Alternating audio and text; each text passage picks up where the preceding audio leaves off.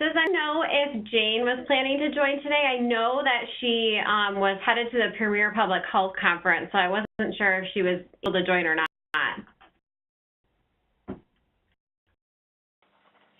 I haven't spoken with her about it. I'm not sure. Okay.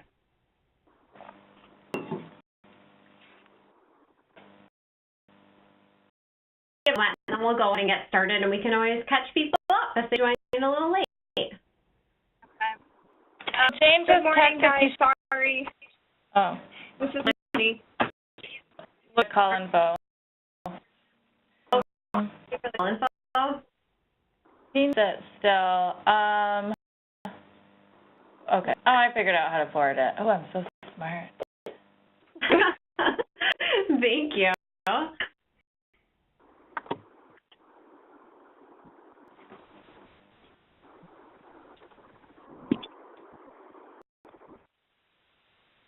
Then, since it sounds like Jane is planning to join at least for a bit this morning.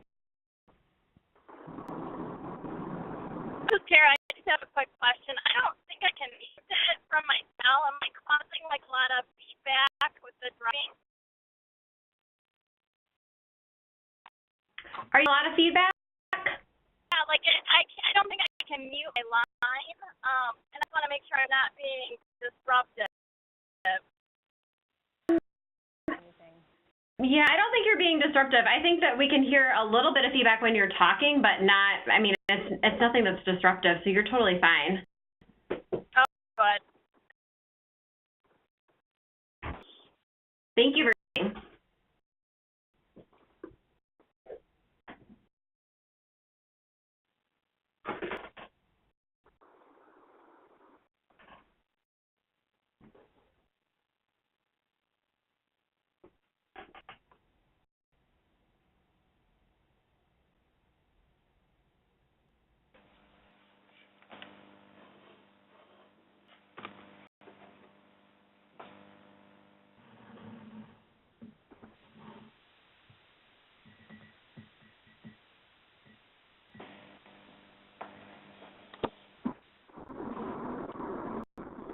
All right, well, we go ahead and get started, and I'm sure that Jane will hop on here in a moment, and we can always bring her up to speed then. So today, this is sort of our last group coaching call before days 3 and 4 next week, which is really exciting. And wanted to spend most of the time today focusing on finals that are together before the training next week. So we'll take a little bit of time here to just do a big picture check-in and see how everything's going, and if there's anything that's popped up that you want to be sure we talk about today. Then we'll kind of just dive into some updates on gathering resident input and how that's going. Thank you, Melanie, for making updates to the Excel document yesterday and sharing those with the group. Much appreciated.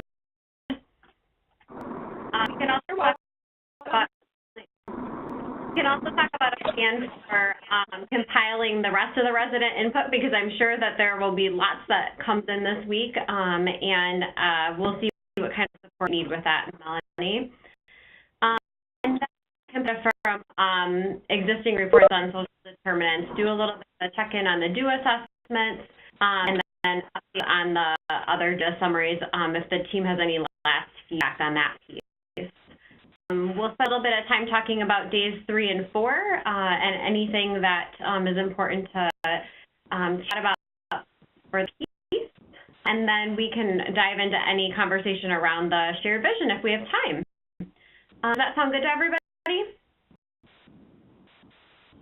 Hi, this is Jane.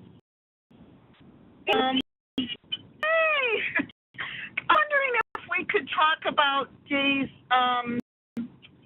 and 4 first. Because, I don't think I'm able to stay on the call the whole time.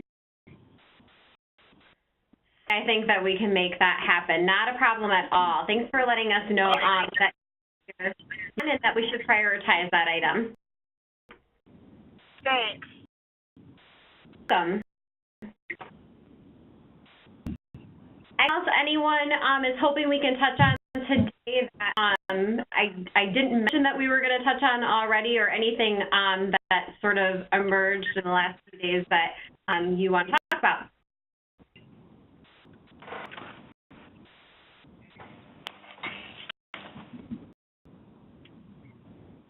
All right, hearing none right now, I think we'll just go ahead and dive in, and if anything pops up, don't hesitate to just let us know. So, ABLE Days 3 and 4, how are things going with registrations, Emily? They're going good. The registration was supposed to close last night. I did ask Abby, and she agreed to keep it open because there was a couple of people that I talked to last week that said that they were going to go or send somebody from their organization and they hadn't registered yet. So I did follow up with them yesterday and reminded them to identify somebody who could attend, and had a couple just sign up right away, and then I didn't want to haven't let them register if we have open spots available. So right now I believe we're at about 80 participants. So a couple spots open. We did have the Ty from Goodwill, who their housing manager did register and did provide constituent surveys, and he said that he was going to have a couple other people from Goodwill attend the summit as well. So we do have, more housing people than we had before that were registered. So that's good. And then also Grow Benzie is saying the executive director as well as their another employee, which was during the training days 1 and 2 from participants that they really wanted somebody from that organization. So I'm happy with the diversity in the registered participants, and then Melanie and I discussed yesterday about calling some of the other people that we wish would have signed up or that had said that they were going to sign up and haven't done yet. So it'll be a really great group. We're really excited about it. Hey, Emily. Hi. Mm-hmm. Hi. Did Sarah Lucas register? Isn't registered. I emailed her again yesterday, and I tried to get a hold of her last week. She's been out of the office, so she comes back today. So I thought I'd actually try calling her again and seeing what her thoughts are on it. Yeah, she's hesitant to devote 2 full days. Would it be okay if she just came for day or even the morning? I think if she attend, I'm asking if it's okay to invite her to a short period. I think once she gets there, she might stay. Mm-hmm. Yeah. What do you think? What would be the she can only attend one day or one part in a day. What would be the best part for her to attend? So let me describe what's on the 2 days, and you guys can let me know what you think is best. So the first day, there'll be a brief review in the morning. Then we're really going to talk about health thinking as a strategy approach. Helps people think about how can I address health at the same time as everything else I'm addressing? How do you address multiple social determinants at the same time? How do you use a health and health policies? How do you use impact assessments? Basically, it's all about how do you focus your work simultaneously on your goals as well as health goals. I think actually for Sarah, that might not be as impactful because I think she kind of already gets that. But that's going on in the morning of day 1. I know there's a lot of people in the training room where that focus will be like really powerful for them. In the afternoon of the first day, we're going to look at the resident data, and people are actually going to sort it and really get comfortable with what does the resident data say, what does the other existing data say about what these social determinants look like, why they're happening. Again, a lot of that data actually came from Networks Northwest, so I think Sarah's probably pretty familiar with it. And at the end of the first day, they prioritize which areas they want to strategize around. So in the beginning of the second day, the morning, people get together in small groups and really go through this kind of ideation brainstorming process from design thinking, where drawing upon existing example strategies that have come from research and other communities, they're pulling together like really innovative ideas to address some of the root causes they looked at the prior day, and coming up with strategy ideas. Then for the rest of the day, on day 2, we introduce several other ways that they can make those initial strategy ideas even more powerful, using systems thinking, disruptive thinking. At the end of the day, they look at how do you prototype those ideas with residents and other colleagues, so that those strategy ideas are going to work. So given what do you think makes the most sense for Sarah to join in on?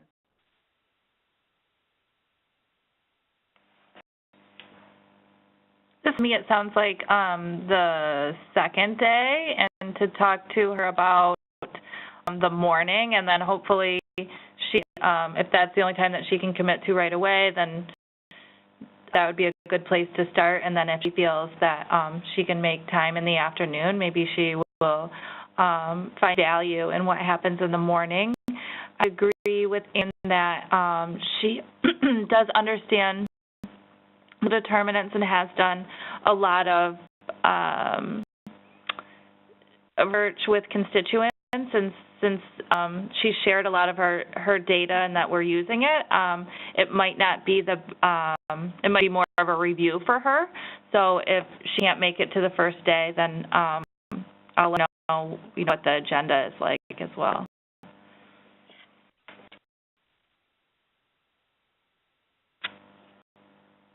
Emily,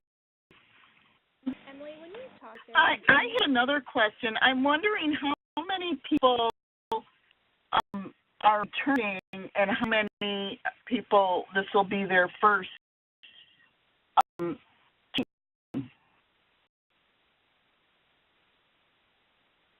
Did Abby send you that number?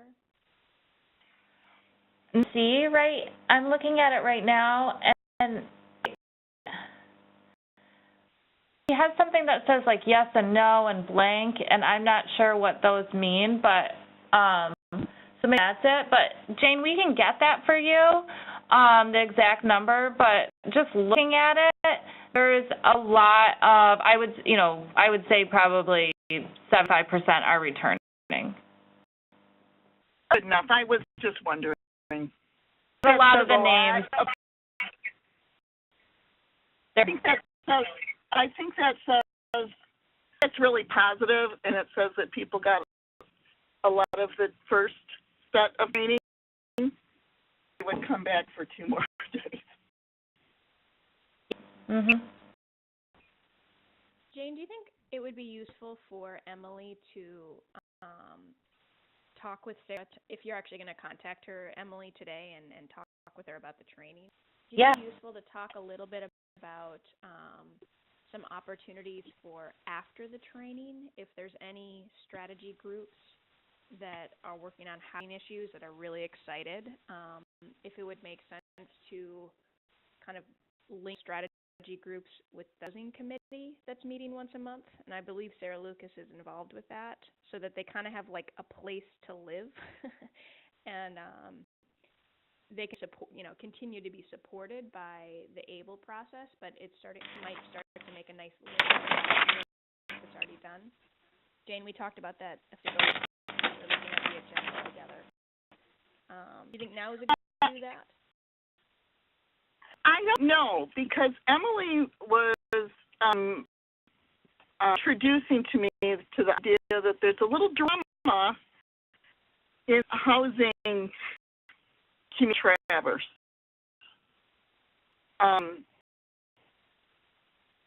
Do you know more about that, Emily? I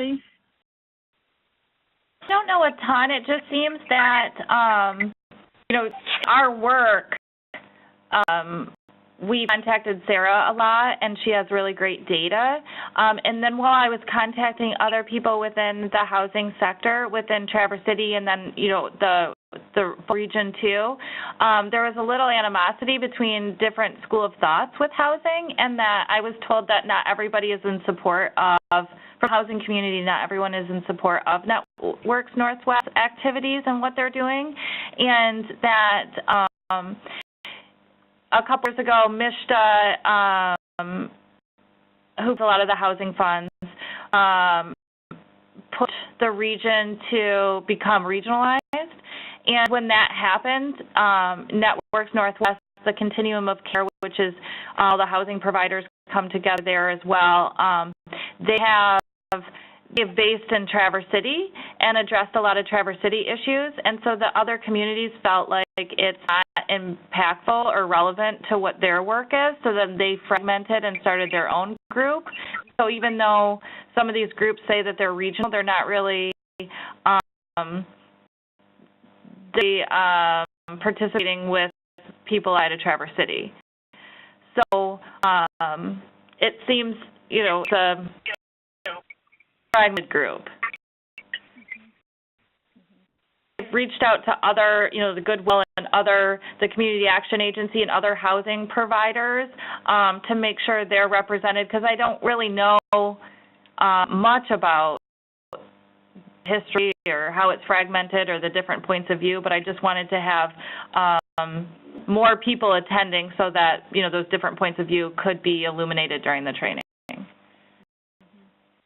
I wonder if this could even be an opportunity to help bring all of those different entities together around some of these shared strategies, because strategies that we're going to talk about during the training will be really looking at the region, take into consideration, specific needs of each county, but it's certainly not just a Grand Traverse County focus. I don't know. I mean, how do you guys want to navigate this? Because it would be good to have some sort of a group that's already together for people who are at the training working on these housing issues to kind of meld with, unless they start their own group after the training. What are some thoughts, Jane, in particular, given some of the drama? My problem is I don't know the players, and I think the opportunity here is the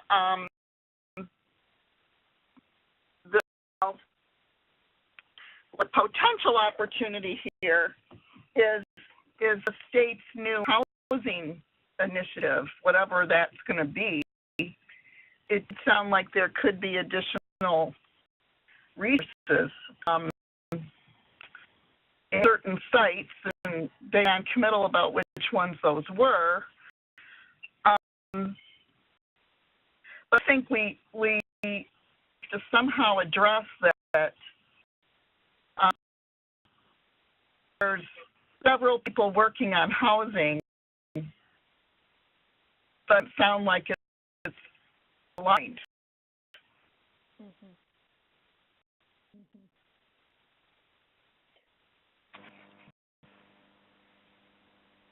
Maybe this is. No, I think that we need to kind of convene all those people and maybe talk about what is really the vision for the region, and what can everyone play in that.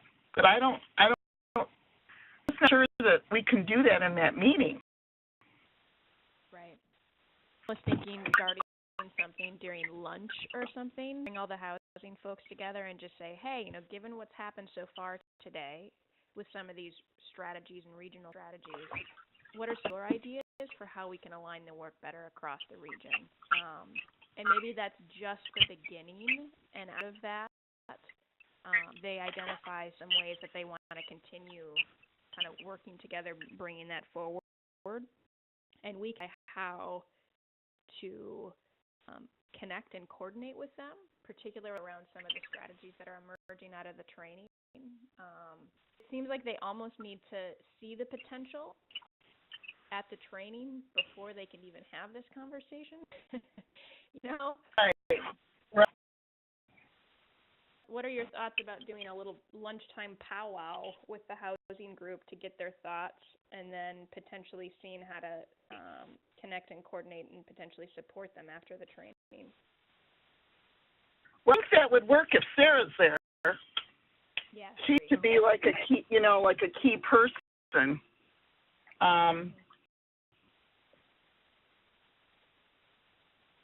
So even if we could just get her to come for lunch, Yeah. If you could come in the morning on the second day and then stay through lunch, that would be ideal. Yeah, and I will, just so you know, Erin, I also left her a message and emailed her, made contact with her about the, not just the training, but about the Grand Traverse data as well. So, again today. Thank you for being so diligent.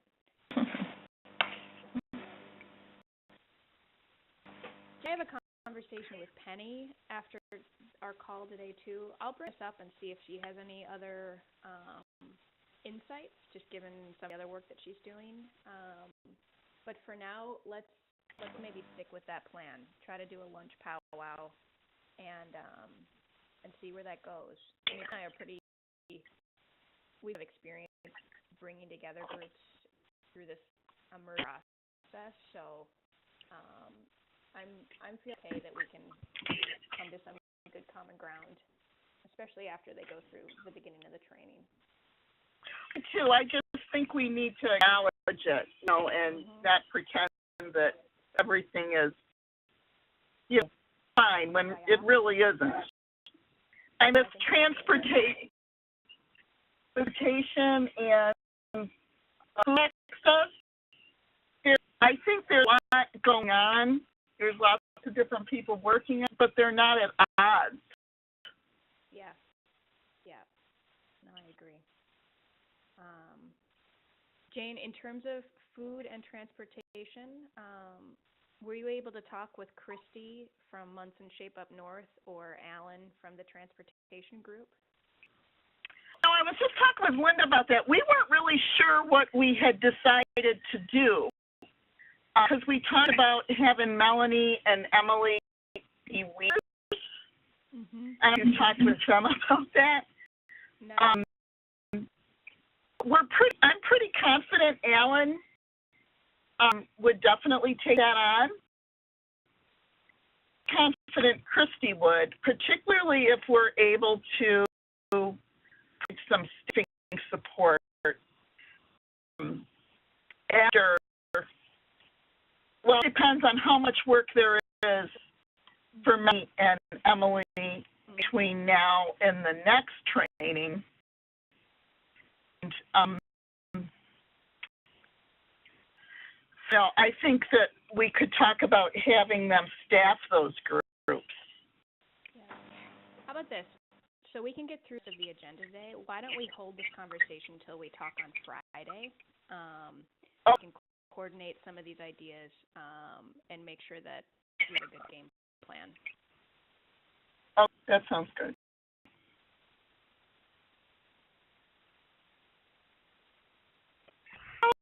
Do we need to prepare for next week? Is planning? I don't yet. Penny be the one who's had the last contact with her. Okay. Can also ask her that today and see what she said. The main thing that the group needs to prepare is really around the resident data and the data that Robin has on the agenda for today. So I think it might make sense to just continue working through that, because I think that's exactly what we need to discuss to make sure that the group is ready. One other thing I want you to know, and that's that Linda might be able to make it. The husband is having a procedure on Monday. Oh.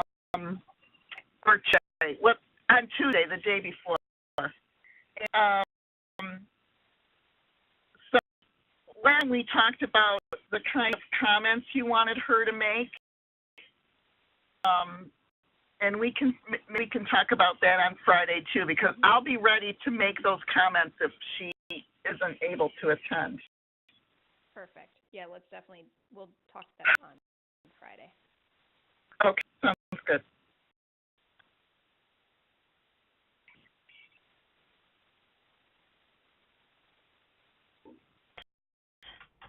Anything else related to the training before we kind of move back up and talk about the resident input and other data that's being compiled for the training, which are kind of the main pieces coming together in support of next week?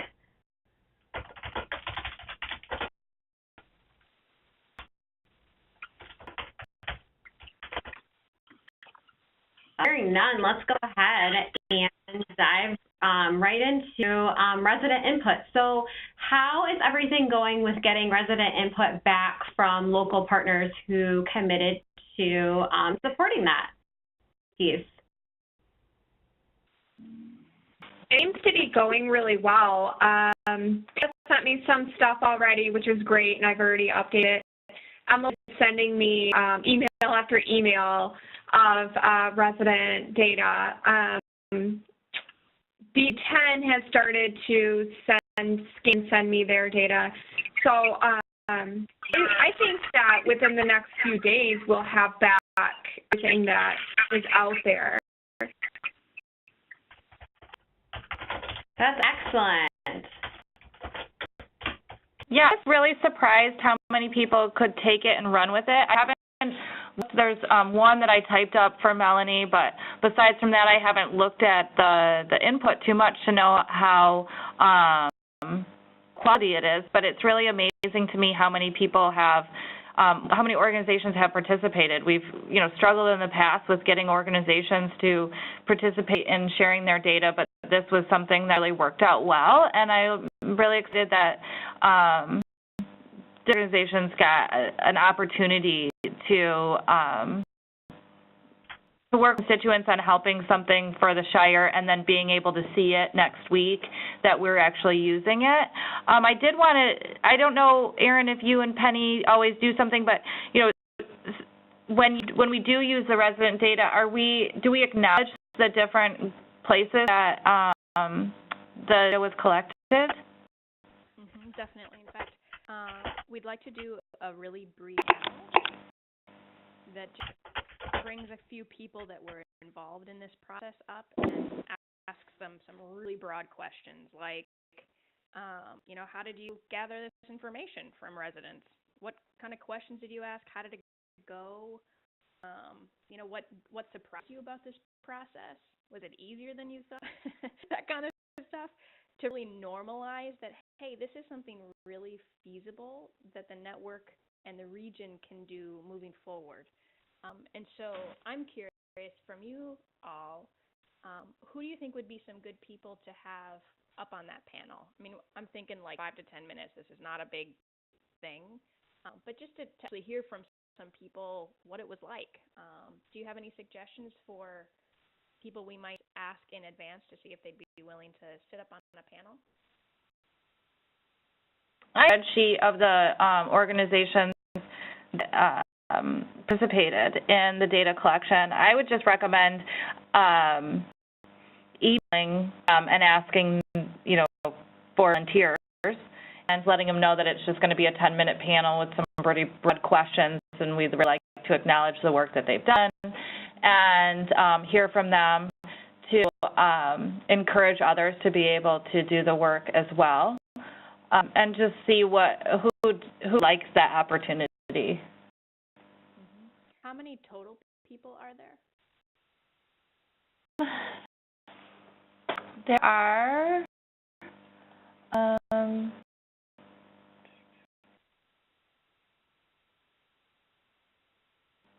organizations.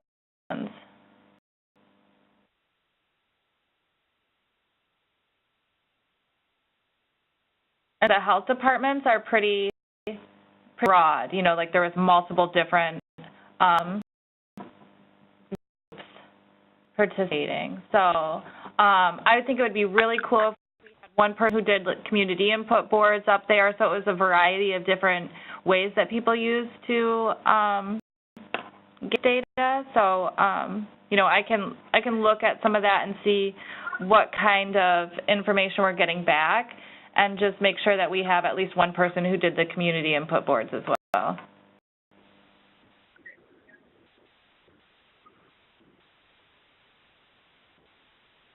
That'd be fantastic. It'd be nice to be able to kind of hear from folks who actions in different ways to input forward. I know there was a little bit of sort of focus group like asking going on. I'm sure there were many that incorporated it into screening or intake forms, so on and so forth, that they were already conducting with folks who were coming in for services. Because it'd be nice to have you know, a couple of different perspectives. Okay, you came back. Can you hear me? Yeah, you, Erin. Okay, I hear anything that was said, but I was following the notes. That's really weird. I know, I kept like going in and out.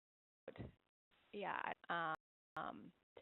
Well, I just read that would it be cool if someone did a community input board that was on the panel? Absolutely. Yeah, we were just talking about is maybe trying to get a mix of individuals on the panel who you know, collected input in different ways to kind of get their perspectives. Emily, why don't we email, then you and I email after the call, and we'll kind of get a game plan for how to reach out to them and get a good mix. But I think that's great. You have the contacts.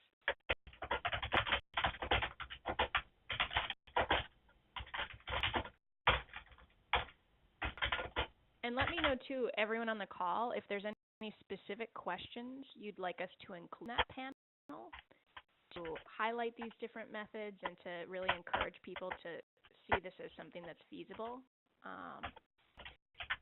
You can email those to me and we can add them in.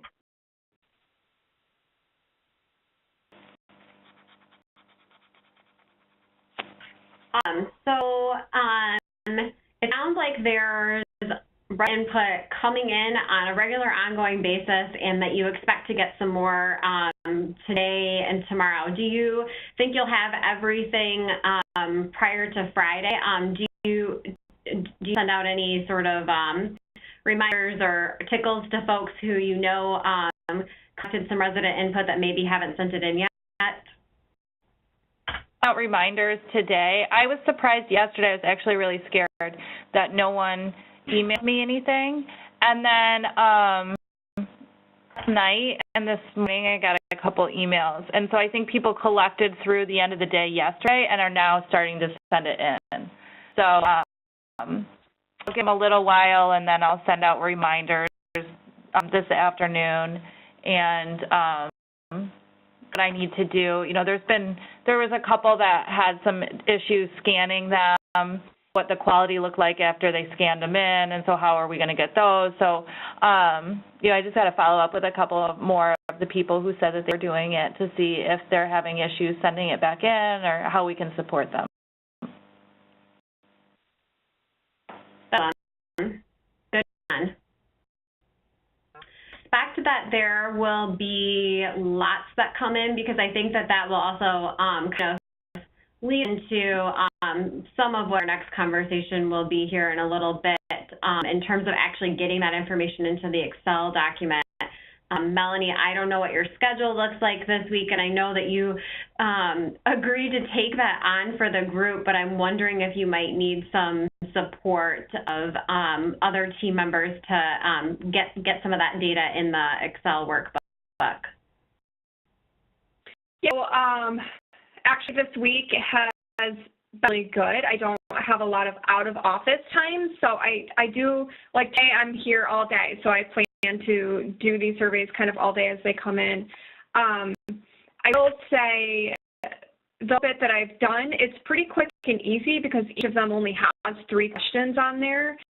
So it really depends on how many we get back. And honestly, I have no idea what to expect in terms of the surveys that will actually be turned in.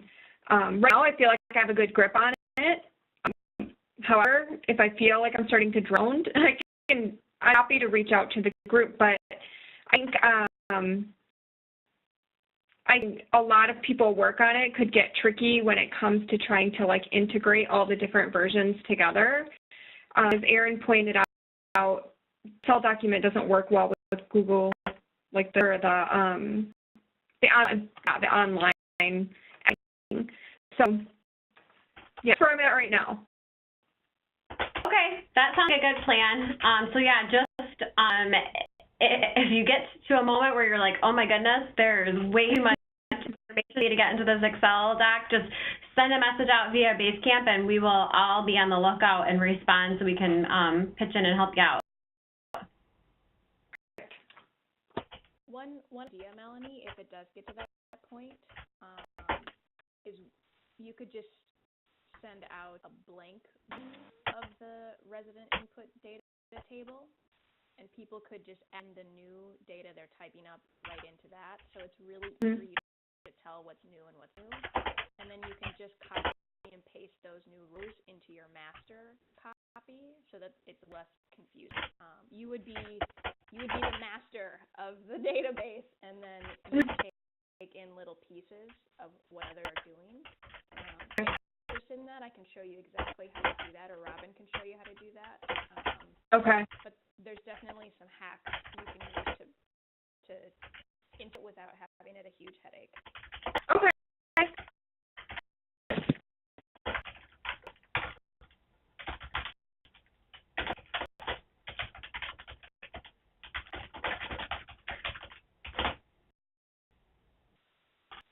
The other thing that I wanted to touch on real quick before we talk about compiling data a little bit more, I know that last week there was maybe at least one game that happened, and I think that there were one or others that were planned for this week. Just wanted to check in and see if the group had anything you wanted to discuss around that piece. I participated in the chat game, or I didn't I was there to report to the group in Traverse City last Wednesday night, and there's some technical glitches to say the least, but the group the participants were really great about it, and there was some that wanted to follow up and know their data, what we were doing with their data, and to continue to be communicated with. So there was a little bit of an issue because I guess something that the University of Michigan filed to do this survey, they didn't include that step into their proposal. So I had to they couldn't share the participants' information with me, so I had to give them the participants my business card so they could reach out to me to see if they would like to be involved in the future. So, which worked out okay.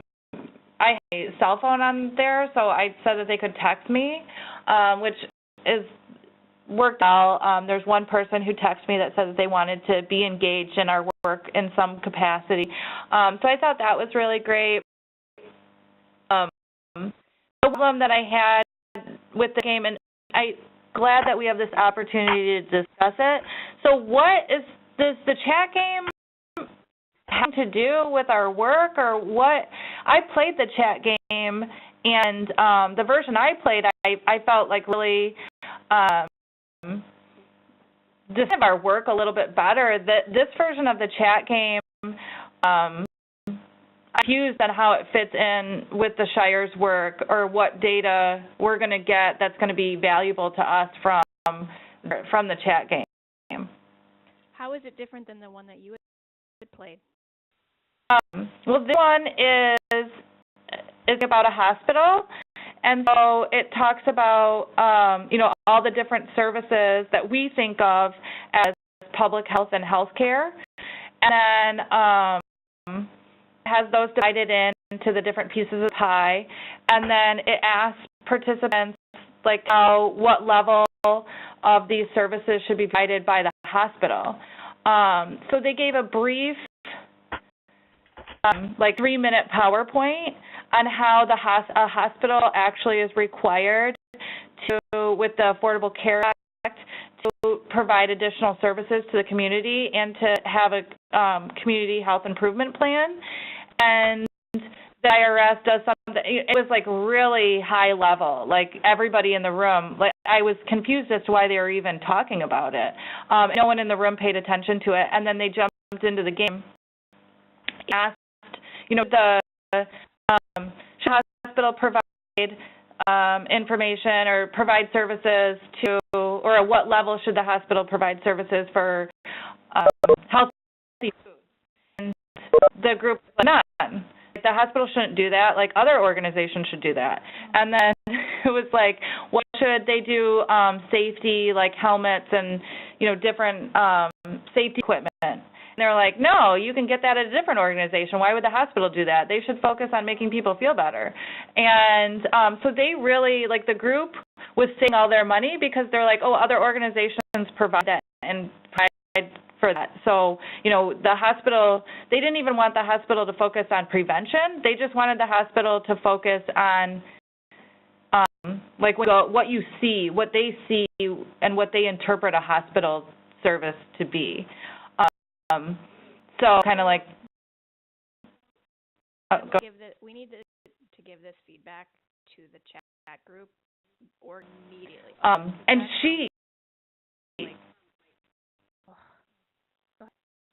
that I played was where it was more of a community. It was in August, so bear with me, but it was where it wasn't oh, the hospital should spend money on this. It was the community, you only have so much money, how can the government do this? And the participants' knowledge of healthcare was pretty extensive. I was really surprised. They're like, well, the hospital doesn't need to do that because with my Medicaid, I can do this, this, and this, and oh, the government will pay for this. And so it was really a disconnect with that hospital theme. And I did elaborate with Jennifer after the training that I didn't see that there would be value in what our work was doing because it was very skewed. They had money left over. Wow. And so it was oh, and I think she started 2 weeks ago. So I talked to her. Melanie and I had a conference call with her yesterday, and they're working on the technical glitches of the game because it would freeze up a lot.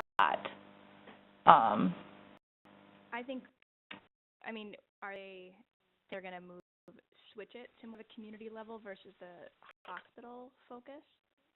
So I think I can follow up with her again, but what it seemed like to me when I was talking to her about my concerns was that there's other shires that have a different focus than what we have, that are a hospital or something along those lines. I asked her, I'm why did it change? And she didn't know that it changed. She's yeah, I guess we did have a new version, and that's why it's not working very good. This doesn't make any sense for what we're doing. No, and what a waste of resources on their end. Okay, go ahead. Yeah, I'm very confused why they would. Yeah. There's some sort of communication problem because it's definitely not. It should definitely not be from the hospital's point of view. Number one, and two, I don't think any of the other shires are in chat games. At least not yet. It's strange. Yes. I'll reach out to Lisa, who again isn't part of the chat group anymore, but she was working there before she came to our team. And I'll talk with her. She still has connections with Jennifer in that group because this is really, it's all what you and I talked with Lisa about age ago. It's all what that was. Okay. I'm super surprised. Me too. were they able to fill out the surveys that we provided them? I think my. It was really great. They were paper-based. And yes, the participants filled them out. The participants were great. Like, they were very engaged and happy. Even with the technical issues, there was one person who got frustrated, but besides that, everybody else was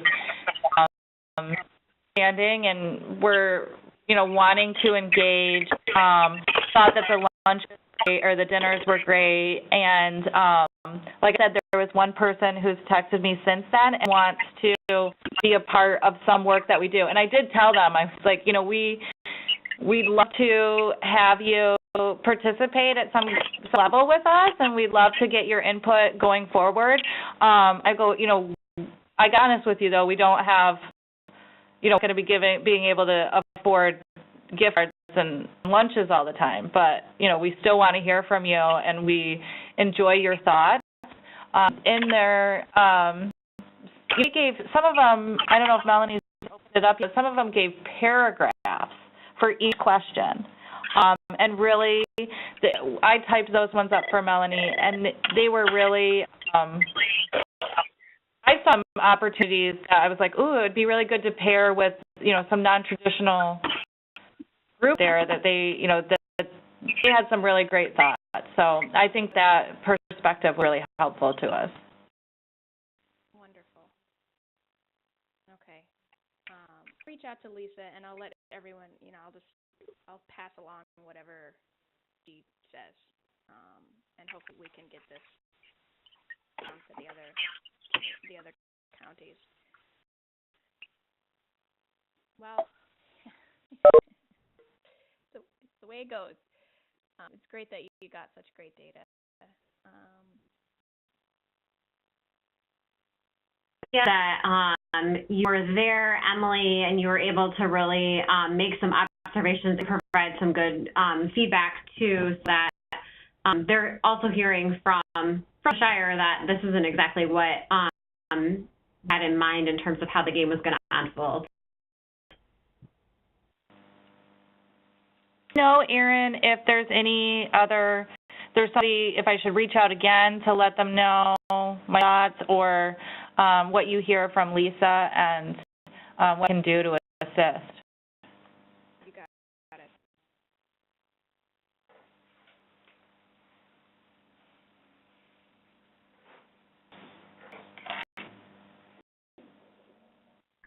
All right. Anything else with gathering resident input that we should talk about at this point? It does sound like that there's massive input that has been gathered, and it's slowly starting to come in, and that you are seeing good value in the input that's been provided, which is fabulous. I have one heads up. If the group feels okay with us doing this Friday, we can just do it in our coordinator call on Friday. For the questions about the needs met, which are fairly broad, intentionally broad, to get kind of a big, diverse section of input. So the question about getting needs met and the question about what gets in the way of being healthy, there's going to be several different types of social determinants that are coming up in the responses to those broad questions. And so to get ready for the training, again, if this is okay with Tara, and Tara basically is the only one who isn't in the coordinator kind of group, it'd be nice just to put those comments in really broad buckets. So you look down the getting your needs met responses. As I'm just looking at the data we have right now, there's some on transportation, there's some on jobs, there's some on different types of specific social support kind of stuff. If we just want to put those broadly in our 4 prioritized social determinant areas, so all transportation questions would go in the active living and transit bucket. That way we can distribute those to the small groups. It's just kind of organizing it so it's easy for them to look at the relevant, and that's super easy. It doesn't take very long. And I'm thinking that might be something really easy we can do on Friday. Tara, are you okay if we just move forward with doing some of those broad categorizing? It's not meaning at all. It's just kind of putting it in the right spot. Of course. Okay. I'd help, but I'd be available Friday. Emily, Melanie, are you okay with us doing that on Friday? Just really quick, kind of throwing them into the right buckets. Okay.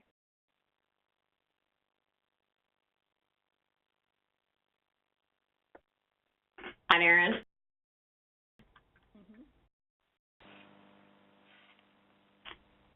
Okay. Circling back a little bit to the compiling resident input piece with the Excel doc. I don't know how much everybody's been able to take a look at this. I know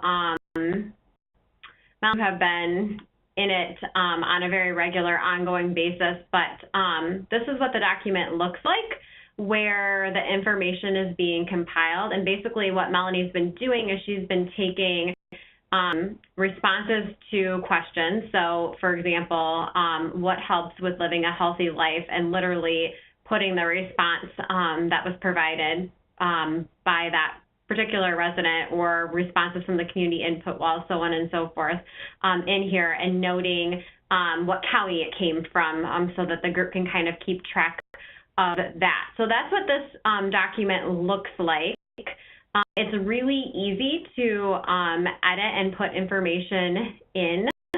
I might be useful if I just show everybody real quick how you might be able to add to, especially if we make a copy of this and others pitch in and help over the course of this week to get all the resident input in the right space.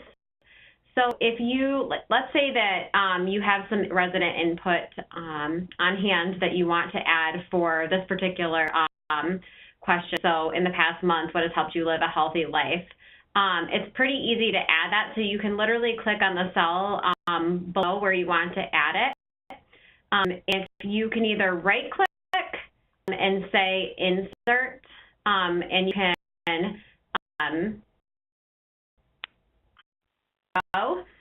just say okay, and it will put another row there for you. Or you can also always go up to the insert tab and actually add a row in that way. I always kind of lean towards, and I'm sorry. Click on the home tab right to the left. It's actually much easier.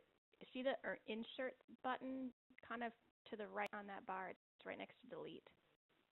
So move your little over. It's on kind of tab. Go over to the right. It's like above column C. There you go. Almost there. Yep, I see that. Yep. So that is easy. It is a good shortcut. You push the little button. If you just put just click the button. You're clicked on the cell where you want to insert, then you can you don't add a row from here. Just on the actual button right there. Yep, right there. And do it. And another row. Yep. Darren. Yep. Good tips. Add another row in that way, and then instead of having to retype the full question, if you go to the row that's proceed where you're adding the information and click on it, you can literally just drag this little box in the corner down, and it'll add another row with that, or it'll add that information to the cell that you just added. So it's easy to add this, and then you would just type in whatever the resident feedback is and note their county and move forward. So as Melanie said, this is set up to be pretty user-friendly so that you can keep it going as you're working through adding feedback. Does that make sense?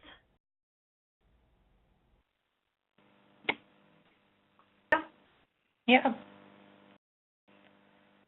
Well, like people notice, this is a good example. Scroll down really quick. See how on row 29, Hoption actually got pushed down one. Robin, do the undo button on the upper left-hand corner once, because I think in our it actually inserted. Go one more time. Yep. There we go. Okay. So see, this is like a good example where you kind of if this is happening, super easy to do. If you had just one kind of cell instead of the whole row, it'll get all of the questions overlapping. So and stuff, just to make sure it's adding the full row and not just one little that row. Pretty easy to tell when something's gotten off. And just go back a few, just like Robin did, see what happened, and then re-add the row in. And Melanie, reach out to if anything kind of glitchy happens. But otherwise, you should be able to add those new rows pretty easily.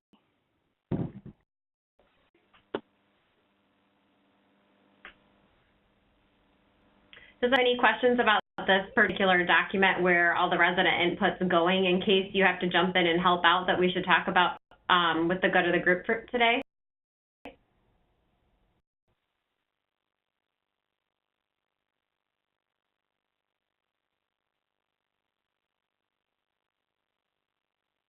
All right, none. Just as Aaron said, don't hesitate to reach out to either one of us if you end up pitching in and helping out and you need a little help navigating this Excel document. We can definitely help you out in that way. Not a problem at all.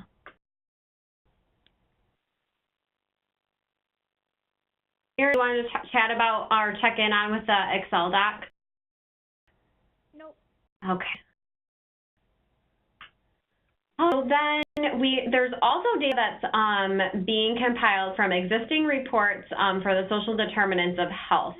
So one of the big pieces that we've been doing a lot of work on is the due assessment data. And Emily, I know that we had some correspondence yesterday regarding some of the assessments that we're able to reach out and get from some of the work that you all have been working closely with through getting to the heart of the matter. Did you want to provide any updates on that piece? I think that everybody probably saw it in their email that I updated the base camp decks and included, I think, 2 sites in Great Traverse, 1 in Antrim, and 1 in Lima County. I didn't include the Otsego locations because they're not in the Shire, and I think I talked to, maybe emailed you guys about that. And, I know that there's probably many other residents live in the Shire and drive to Otsego because that's population center, but it's good that we just focus in on, the data that we know is from the county Shire region, that's a big enough region to focus on. I agree. Is there any other data that we're still, that is out there that we're waiting on, or is this, have we gotten what's out there? Erin, could you say that again? I missed it. Yep. Is there other worksite due assessments out there that we're still waiting on, or have we received everything that has been collected so far? I've received everything that's that we're thinking that we would. At least I have. I have at least one more that I'm hoping to get for Ms. Saki. And I'm glad you said that because it reminded me, and I will follow up with my contact today to see if I can get that as soon as possible.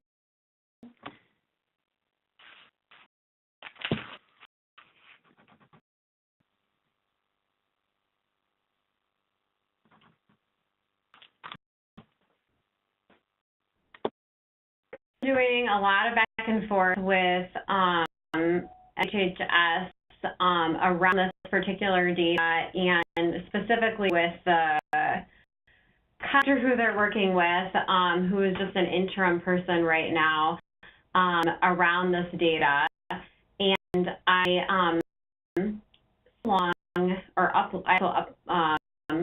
up to Basecamp Excel of the data that they were able to extract for the counties that had 3 or more due assessments completed last week. And that particular set of data did not include the data around best practices, particularly best practices that have been achieved, that partially achieved, and that have not been achieved, which is the piece, one of the particular pieces of the due assessment that is particularly helpful for the work that you all are doing and to bring into days 3 and 4 of the training. I did a lot of back and forth with the state contractor yesterday to see and to clear up some confusion around whether or not this piece could be provided for what the work sites that were included in the aggregate data that they sent along. And it seems that at the state level, they can't they don't have, they actually provide this data right now. It can be provided by the work site via the report that the work site can download, but from my back and forth with her yesterday, the state does not have a mechanism for downloading those reports themselves and sharing them, and they also cannot share them per their data sharing agreement that they have in place. At this point in time, the best practices piece is something that the state can, in aggregate, share with us. However, they did include yesterday, another person at MDHHS got included on the email because there has been some discussion at the state level of various reports that the state could indeed provide moving forward into the future. And so the feedback regarding this piece of the report being particularly useful to the shires has been passed along for consideration to see if there's funding to support building out more of a report at this level that could cover this information that could be provided back to shires. That's the update that I have on that piece at this point in time. Robin was like a hound dog. She heard. I asked so many questions, and they were really really good about responding back to them. And I think that honestly, you all are like pioneering this effort of using this data first. So I'm guessing that for other shires, when they get to this point and they would like some of this worksite data, it might be a little easier. But it really sounds like they are working on building out what they can provide. And at this point in time, what they've provided back is what they can provide because it's kind of limited to what the state has supported in terms of funding, reporting at our aggregate state level across work sites. Robin, let me show my screen real quick because I think it might help you guys like the difference between for and share. Can you guys see my screen? Should be some graphs. Okay. So here, I'll give you the difference. Here's what the state provided. And it's basically high level across all of the different practices, the percentage of people that were meet the standard. And so this is somewhat useful. However, when you get to strategizing, the problem with this level of summarizing is that you don't really know where to start. And so, you have this percentage, okay, they're not meeting physical activity best practices, but you have no idea which best practices focus on for strategies. And so this is often not a very good approach because it leaves you a lot of assumptions about what to do. In contrast, the data that Melanie and Emily, you guys were able to get, that's really broke down by those specific reports, you can actually get a lot more specific. There's this tool I mentioned yesterday, Emily, in our email. I know you how to add the data in, the new data in. I had a student on our group add in the data, Melanie, that you had for those initial 4, just so we could kind of see what this looks like, and then you can use this tool to insert the other ones. But here, they just did it for the physical activity best practices and the healthy eating best practices, because those are most aligned with the shared vision. And it really breaks down in fairly specific terms the specific types of policy, environment, and program best practices that the assessment was looking into. And it gives you a sense of where are these organizations at. So these graphs show how many what on average, how organizations are either partially or fully achieving the best practices in these areas. So you can quickly kind of get a sense of, all right, where are the low points? And healthy eating, it's actually even more of a step difference. So, for example, let's look at these policies. Let me make it a little bigger. So here's a policy around making sure that healthy food and choices are provided at meetings. So the 5% of there's only 4 represented here. It'll increase once we add those new ones in. But only one, basically, out of the 4 is even partially or fully achieving this practice. None of the work sites are achieving these 2 policy areas, making sure that they're provided, healthy food and beverage provided in cafeterias or in vending machines, or that there's some sort of like reducing the cost of health choices. Again, they're all from the DO assessment and based on some of the key practices out there from CDC, et cetera. And so you can quickly look and say, all right, where should we be focusing our efforts on? Well, there's a lot of work that needs to be done to help organizations embed these processes. Not so much when you look down here. So there's an environment one on providing refrigerators, microwaves, and sinks. Everyone's doing that. So let's not waste our time trying to help people embed this practice because it's already good. Same thing here. So this really helps you narrow in on the specific best practice areas that are really needed. And when it comes time to strategizing, people at the training could specifically think about, gosh, how could we create a regional approach to support all different types of organizations and work sites, and these things happen, given this is where the most need is.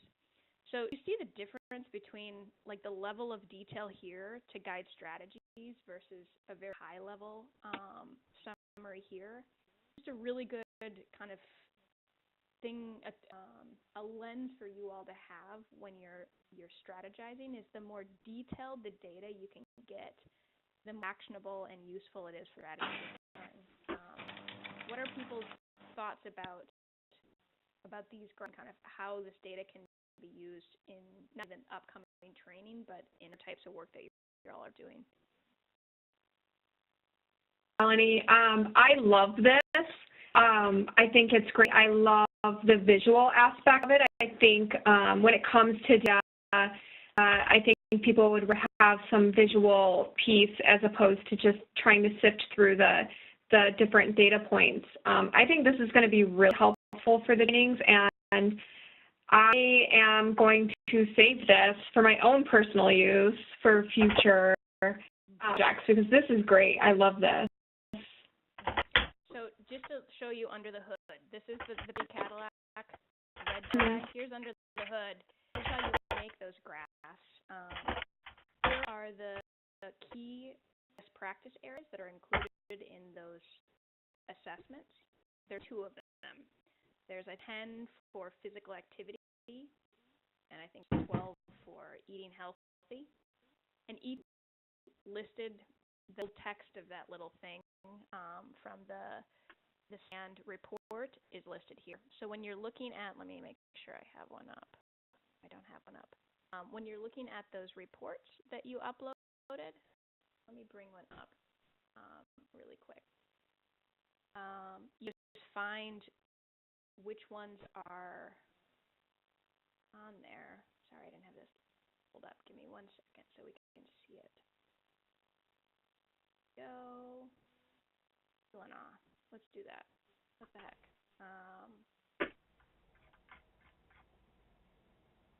Here it is. All right.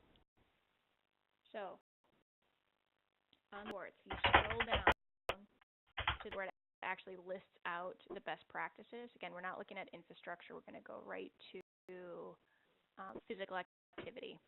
This got a little overscanned, but we can figure that out. You can match up these best practices exactly with the text in this Excel file. So provide frequent communication. That's on here. Frequent communication at least once per. Let me make it on the same screen. At least once per blah blah blah. Exact same item. So how you do this is if they aren't achieving it, so best practice is not achieved, they get a 0 for that particular item. If they're partially or fully achieving it, they get a 1. We just made it really simple. And for each nuance you get, you can just pop it up here. This one is Leela Now. And it's just the first one. So we could put Leela Now number 1 right there. Put the county, Leela Now right there. You just put a 1 here when it's done because that makes the graph work. It tells us to include it in that graph. You can list when that particular assessment was done. And then you just go through and put 0s and 1s for how that particular site responded. And it'll automatically update that in the graph on this page. And so it's a pretty easy way to add not only these sites that we have right now, but any additional information you get in the future. We can just continue adding it and updating the graphs as we go. Does that process make sense? Like, how familiar are you guys with entering data like this? Is this pretty new? Is this something that you've done before? It's pretty easy. The way you guys have it set up makes it really, really easy. Okay. So, Melanie, would you be, since you're kind of the resident data guru, would you be willing to look at the 4 assessments that uploaded and just add into this database? Practice yes. How to do that? Yeah. Yep. The spreadsheet in one of the data. Yep. I'm gonna upload it to here's our Shire doc and file thing, and the due assessments. I'll just put it right in here, so it'll be with all assessments. And yeah, if you have any issues, again, reach out to Robin or me, and we'll get everything we can in there. So it looks like Emily, you added how many to the? I think did I do 4? 2 Grand Traverse and Antrim. Yep. Yep. You said you had 1 more coming in. Yeah, I have to have 1 more coming in. Okay, so we'll have 9. 9 is a good place to start, and we can continue from there. And we can definitely add this to what's presented at the training. I'm thinking about just copying and pasting graph right into those data report card sheets that I showed you guys through Basecamp, so that people at the training can see quickly what best practices are currently in place or not. Anything else you think I should add to this other than like how many sites are represented, that kind of stuff? Anything else that we should add to those data report cards other than these graphs?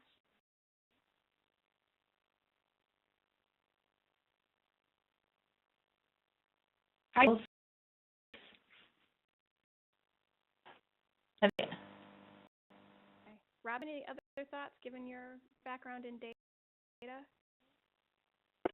I said I'm thinking about is that sort of as we move forward and beyond days 3 and 4, I'm wondering, knowing that right now the MDHHS doesn't have a way to really provide this level of data back to the Shire, if it might be helpful to think of, it doesn't have to be today, it can be in the future, obviously, but a plan for kind of continuing to get some of this workset data in, since it is something that's ongoing within the 10 counties in the Shire region, and sort of thinking through a process that we might be able to come up with as a group so that as work sites complete do assessments, they are sharing their data, because my understanding is, at least through getting to the heart of the matter, that they can complete these do assessments on a pretty regular basis. There's not necessarily a prescribed time frame, but many work sites are completing like multiple assessments. So I think that there will be updated assessments over time, because it did look like from what the state able to provide that a lot of the assessments they reported out on were baseline at this point in time. So I would anticipate that this is going to be sort of an ongoing thing going on in many of the counties. And Melanie, it definitely sounds like it is from your perspective as well. I believe so.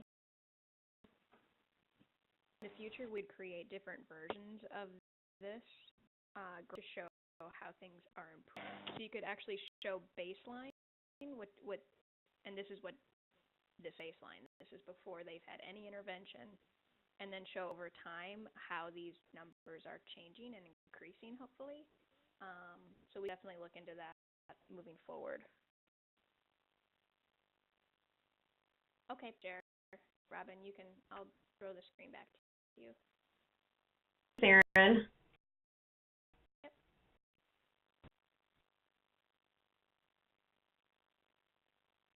All right.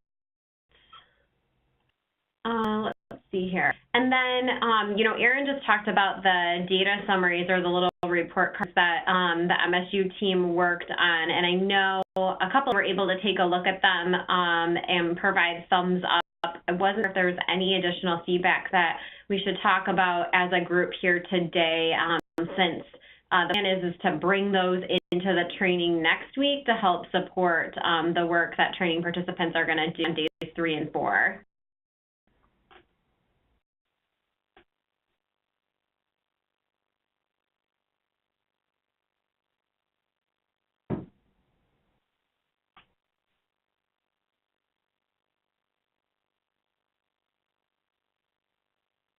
Last feedback. Aaron, is there anything that you were hoping to touch on with those today? I think they're in good shape. Thanks, guys, for your edits. Oh my gosh, can you tell I was going? I have documents open. Robin had some good catches, and Tara made a couple other good catches. Yes, there will be an intensive editing, quality checking process before those drafts are finalized. But I'm looking pretty good, and I'll make sure this worksite gets in. Melanie, do you have any sense of when you'd be able to insert that do reports into the... Probably get it done today. Awesome. Because then I'll copy and paste that into the reports and get them ready to go to printing. Okay. Well, hopefully I'll hear back from my colleagues on the last due assessment I'm trying to grab. And I'll let you know, email you maybe at the end of the day to let you know, one, if I put everything in, two, if that other assessment is, if I'm going to be able to get that in time.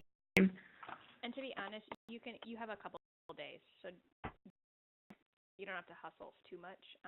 Okay. If I get them by Thursday, I will have enough time to print them.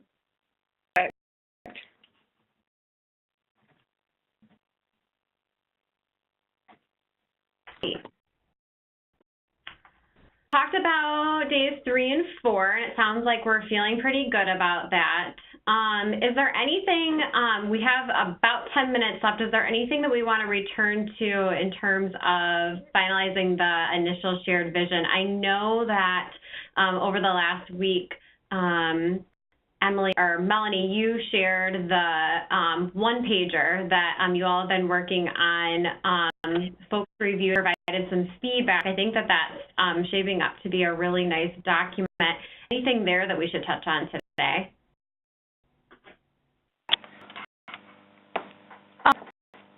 Is Jane still on the line? I know she had to jump off early. I just wanted to double check that. I know that she'd be interested in it if she hasn't commented on it yet. So maybe we can also include it in an email for her if she did have to jump off the line early, so that we could get feedback from her and Linda as well. Yeah, it looks like I think she had to jump off, so it might be a good way of doing it. And including both her and Linda sounds like a really awesome plan. Emily or Melanie, are you willing to send that reach out and have them take a peek before the one-pager gets to more of a finalized format? Yeah.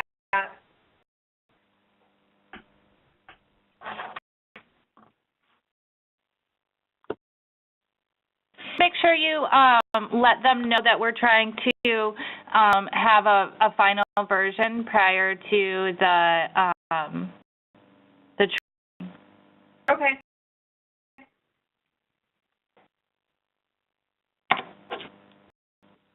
Do you think it would be useful to have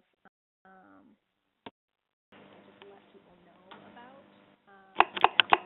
electronically, but let them they can download the shared vision from your site, that temporary website. So get that if they want more specifics. I'll make sure to add that into the next week. Anything else that you think would be useful to tell people or to give them to prepare them to really be your ambassadors for this work?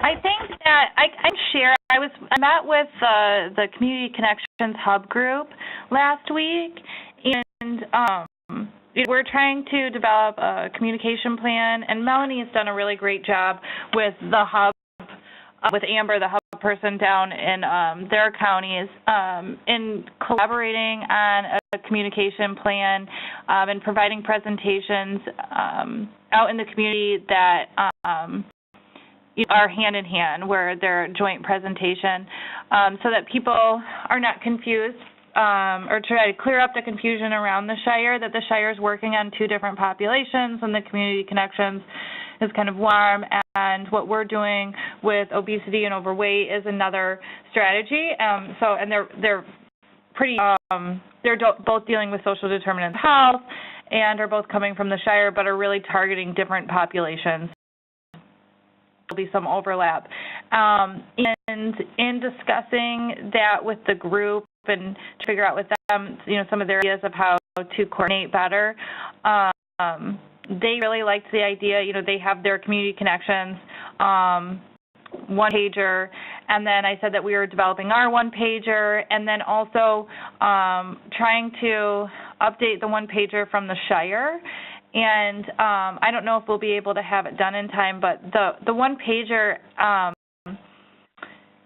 is really wordy right now and is kind of confusing. And I think that they sent a slide from their operations plan that had just visual, really simple of what the Shire is, and that it's like, the steering committee, and then it splits off into two different populations, and underneath each population, one emergency department reduction, and the other one is chronic disease, overweight, and obesity, and then it breaks down to, the Community Connections, and so that's in development. I can't imagine, I think it'd be a really big push to get it done, but in time for the summit, but I'll see what we can do, because I think it's really great to include the other work of the Shire as well, so that, because people will hear the presentations on the Community Connections and then be like, oh, well, what's going on? So there's a little bit of confusion that there's two things that are simultaneously happening, and that there's just a lot of work going on. So that's what we can do. Do you think it would be beneficial to have the one-pager from the Community Connections, or do you think that would be confusing to have at the training? I wonder if an even better way to accomplish what you're talking about is having either Jane or Linda, whoever is going to be doing the opening, a couple slides, really simple slides, that what you were just describing, Emily, because I think that actually might stick with people a little bit better than a one-pager. That sometimes one-pagers, they don't really know how to use them, just go in the recycling. But if people can really see something very simple, like, hey, here's the Shire, there's 2 big streams, or in this side, you know, here's happening on the other side, here's how they're related to each other. Visual, I think, will really stick with people. And then if they want more information, you can say there's additional handouts you can access if you want more, if you want to use it in describing things. What are your thoughts on that? That's a great idea. It takes off the pressure of getting, you know, all these one-pagers done in the amount of time and revised and stuff, but I think that's really great, and especially in the beginning of the training that everybody is part of the review, and I think that it would be beneficial to the group and to the work of the Community Connections group that everyone's aware of what's going on. Is that something that are the slides already pulled together somewhere? Sure that they are. I'll just email Jane after this call and let her know about the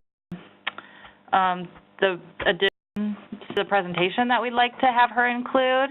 And there's like I know that there's a lot of decks from the Community Connections group because I think that just last week they were pulling them all together and then putting up a main one on their shared platform. So I think it would be pretty easy for either Jane or Linda to pull that together.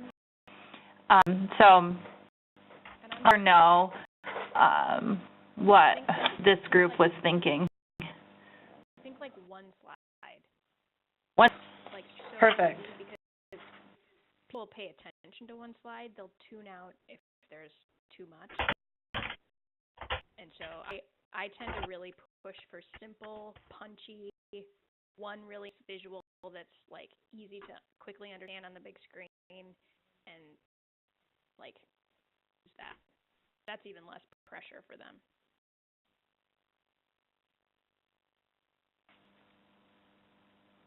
Great.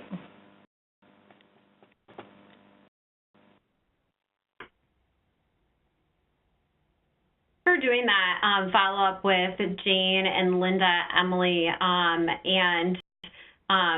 thanks too for all the work that you all have done on the one-pager. I think it's coming along really nicely.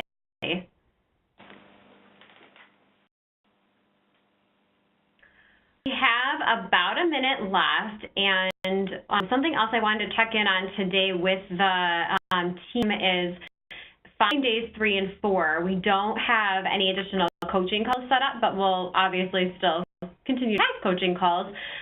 So I'm wondering about what makes sense to have our next call, and if you want to set them up as bi-weekly calls, or how best to approach that piece. So training is next week, so obviously we're not going to have a coaching call next week. There is a coordinator's call on Friday afternoon, so that's already all set up and in place. And thanks, Erin, for sending out all the information for that call and getting it set up.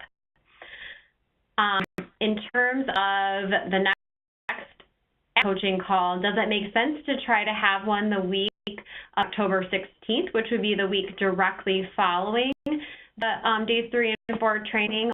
Or does it make more sense to have one the week of October 23rd, which would be 2 weeks following the training? What do people think? And feel free to weigh in too here in terms of experiences that you've had with other groups sort of post days 3 and 4.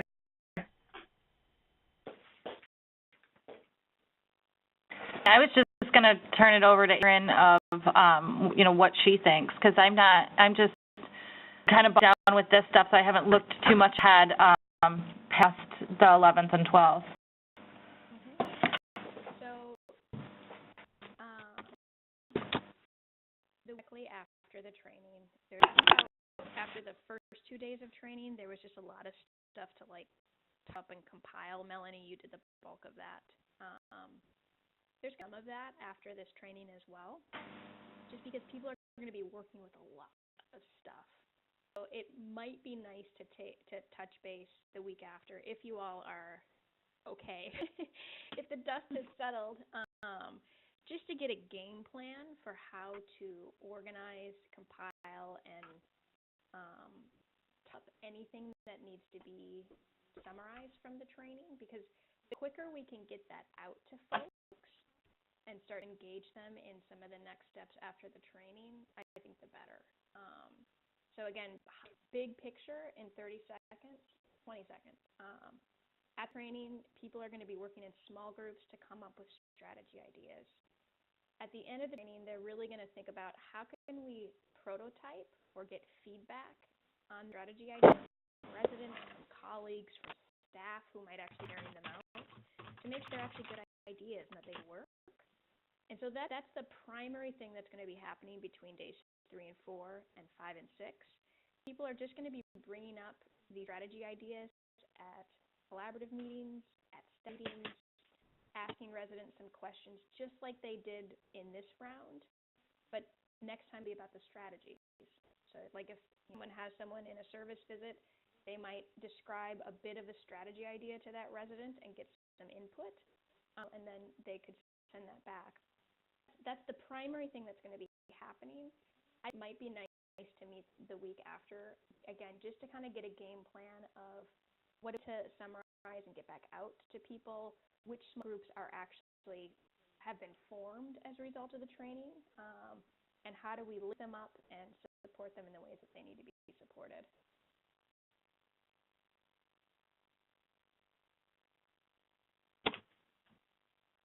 Perhaps maybe having a coaching call on October 17th, which would be Tuesday, from 9 to 10:30 at our regular time might be helpful.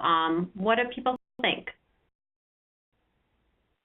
That would be, I'm looking at my calendar on my other phone. That would be fine with me. Be good. Bonnie, I'm just following Erin's lead here, and that date works for me, so. After that, it'd be fine to meet bi-weekly, by the way. I mean, this, to be honest, guys, the big push was we just finished it. You survived. Between days 1 and 2 and 3 and 4 is the big push, because you're doing system scanning. Now we've got the bulk of that done, and now we're thinking about how to continue those same system scanning processes moving forward, as well as the strategy. It's a little bit less intense. So I think if we do bi-weekly, that will be just fine. About I send out some additional meeting appointments to everyone. I am going to give you the heads up that we are looking at maybe switching to a different online virtual meeting platform. So I'm going to send meetings, but I may end up switching them to a different meeting platform. If that switch happens, it wouldn't be until November at the earliest. But just to give you all a heads up that I might have to send out new meeting invites if we decide to switch meeting platforms. But I'll get things on people's calendars so that the time is held. Sounds good. Well, I hope that everybody has a fantastic Tuesday. And anything to be in touch with the team, let us know how we can support one another as get ready for next week. And I will get the meeting notes posted ASAP. Thank you. Sounds good. Talk to you guys Friday. Bye. All right now.